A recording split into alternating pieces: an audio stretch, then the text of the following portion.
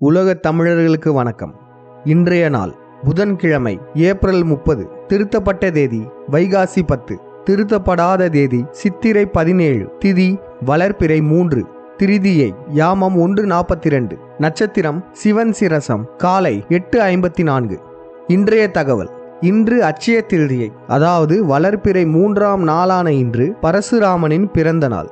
இந்த நாளை அக்ஷய திருதியைன்னு சொல்றாங்க. இந்த நாள்ல நம்ம எல்லாரும் தங்கம் வாங்கினா வீட்டுல செல்வம் பெருகுமா, பொருளாதாரத்துல மேன்மை அடைவாங்களாம். இதெல்லாம் உண்மையான்னு கேட்டீங்கன்னா உண்மைதான். இன்னைக்கு தங்கம் வாங்கினா செல்வம் செழிப்புடன் பணக்காரங்களும் ஆவாங்க தான். ஆனா வாங்குறவங்க இல்ல, அதை விற்கிறவங்க. கொஞ்சம் சிந்திச்சு பாருங்களேன். எந்த மார்வாடியாச்சும் இந்த அக்ஷய திருதியை அன்னைக்கு போய் நகை வாங்குறாங்களா?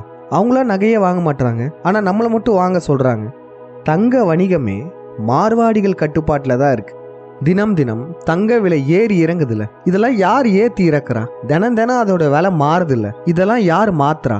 இதை முடிவு பண்றது யாரு? வேற யாரும் இல்ல, இந்த மார்வாடிகள் தான். IBJA, Indian Boolean jewellery association. இந்த அசோசியேஷன் தான் தினம் தினம் தங்க விலையை நிர்ணயிக்குது. இந்த நிறுவனம் முழுக்க முழுக்க மார்வாடிகளின் கட்டுப்பாட்டில் இருக்க நிறுவனம் தான். இது ஒரு பிரைவேட் ஆர்கனைசேஷன் தான். பாருங்களேன், ஒரு தனியார் நிறுவனம் தினம் தினம் நம்மளுடைய தங்கத்துடைய விலையை நிர்ணயிக்குது. இந்த மார்வாடிகளுக்கும் தங்கத்துக்கும் என்ன தொடர்பு? அதே போல பரசுராமனின் பிறந்த நாள் அன்னைக்கு தங்கம்லாம் வாங்க சொல்றாங்களே, அது ஏன்? அது வேற ஒன்றும் இல்லை. பரசுராமன் நம்ம தமிழ்நாட்டில இருந்து பெரிய அளவிலான தங்கத்தை கொள்ளையடிச்சு. இப்போ எப்படி பிரிட்டிஷ் ஈஸ்ட் இந்தியா கம்பெனி வந்து தங்கத்தை கொள்ளையடிச்சிட்டு போனாங்களே, அதை விட பல மடங்கு தங்கத்தை கொள்ளையடிச்சவன் தான் இந்த பரசுராமன். அதை நினைவு கூறும் நாள் தான் இந்த அக்ஷய திருதியை. இந்த மார்வாடிகள் என்பவர்களும் பரசுராமனின் வம்சாவழிகள். இந்த மார்வாடி என்ற பேருக்கான சொல் மூலம் வார் மாறி. வார் என்றால் மலைப்பகுதி. இந்த வெஸ்டர்ன் காட்ஸ் மலைப்பகுதிகளில் இருந்து ராஜஸ்தானுக்கு புலம்பெயர்ந்து சென்ற பரசுராமனின் வம்சாவழிகள் தான் இந்த மார்வாடிகள். இந்த ஆரியர்கள் இருக்காங்களே, அதாவது இந்த யூத பிராமணர்கள், இவங்க இந்தியாவில் 2 வகையா இருக்காங்க. ஒன்று கோயில்களை கட்டுக்குள் வச்சிருக்கிற இந்த பிராமணர்கள். இன்னொரு வகை பார்த்தீங்கன்னா நம்மளுடைய செல்வ வளங்களை கட்டுப்படுத்திட்டு இருக்க இந்த மார்வாடிகளா இருக்காங்க. இவர்கள் அனைவரும் யூதர்களின் வம்சாவழிகளே.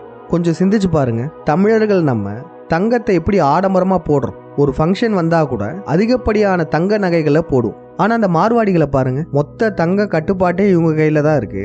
ஆனா இவங்க வீட்டு பெண்கள்லாம் பாருங்களேன், தங்கம் போடுறது மிக குறைவா இருக்கும். மொத்த தங்கமும் இவங்க கிட்ட இருந்தாலும் இவங்க தங்க நகைகளை போட மாட்டாங்க. தங்கத்தை இவங்க ஒரு வணிக பொருளா தான் பாக்குறாங்க. தமிழர்கள் நாம தான் இதை ஒரு அணிகலன்களா பாக்குறோம். இது சரிதானான்னு கேட்டோம்னா இது சரிதான். நம்ம முன்னோர்கள் தங்கத்தை வணிகத்துக்காகவும் பயன்படுத்தினாங்க, அணிகலன்களாகவும் பயன்படுத்தினாங்க. ஏன்னா அது பியூரஸ்ட் ஃபார்ம் ஆஃப் மெட்டல். எப்பயுமே அதனுடைய பிரகாசம் இருந்துகிட்டே இருக்கும். அதனால அதை அணிகலன்களா பயன்படுத்தினாங்க. ஆனா ஒரு கட்டத்துல இந்த ஆரிய வந்தேரிகள் நம்ம கிட்ட இருக்கிற பெரும்பாலான தங்கத்தை எடுத்துக்கிட்டாங்க. இப்ப நம்ம எல்லார் வீட்லயும் சிறிதளவுனாச்சும் தங்கம் இருக்குல்ல, இது இருக்கிறதுக்கான காரணமே நம்ம அதை ஒரு அணிகலன்களா பாக்குறதுனாலதான். இந்த மார்வாடிகள் மாதிரி நம்ம இதுல இன்ட்ரெஸ்ட் காட்டாம இருந்திருந்தோம்னு வச்சுக்கோங்களேன், நம்ம கிட்ட இருக்கிற கொஞ்ச நஞ்சம் இருக்கிற தங்கமுமே இருந்திருக்காது. ஏன்னா நமக்கு அது மேல இன்ட்ரெஸ்ட் இல்லைன்னா அதை வாங்கியிருக்கவே மாட்டோம். கடைசியில தமிழர்கள் கையில தங்கமே இல்லாம போயிருக்கும். இந்த நாளன்று தமிழர்கள் நாம் அனைவரும் ஒரு உறுதிமொழி எடுத்துப்போம். தங்கத்தை நாம் சேர்த்து வைக்க வேண்டும். அதை ஒரு ஆடம்பர அணிகலன்களாகவும் பார்க்கலாம், ஆனாலும் அதை ஒரு வணிக பொருளாதார பொருளாகவும் பார்க்கணும். நம்மளுடைய உண்மையான செல்வம் என்பது இந்த காகித பணம் அல்ல, இந்த தங்கம் தான். அதே போல இனிமேல் மார்வாடி கிட்ட தங்கம் வாங்காதீங்க. முடிந்த அளவு தமிழர்களின் கடையா பார்த்து தேர்ந்தெடுத்து வாங்குங்க. தமிழர்கள் மீண்டுமே தங்கம் சார்ந்த தொழில் தொடங்குங்க. தமிழ் ஆசாரிங்களுக்கெல்லாம் இந்த தொழில் நல்லாவே வரும். நீங்க நிச்சயமா தொடங்கலாம். ஏற்கனவே தமிழர்கள் யாரும் தங்க நகை கடை வச்சிருக்கீங்கன்னா 5ஆம் தமிழர் சங்கத்தை தொடர்பு கொள்ளுங்க. நிச்சயமாக 5ஆம் தமிழர் சங்கம் உங்களுக்கு ஆதரவு தெரிவிப்போம். நன்றி, வணக்கம்.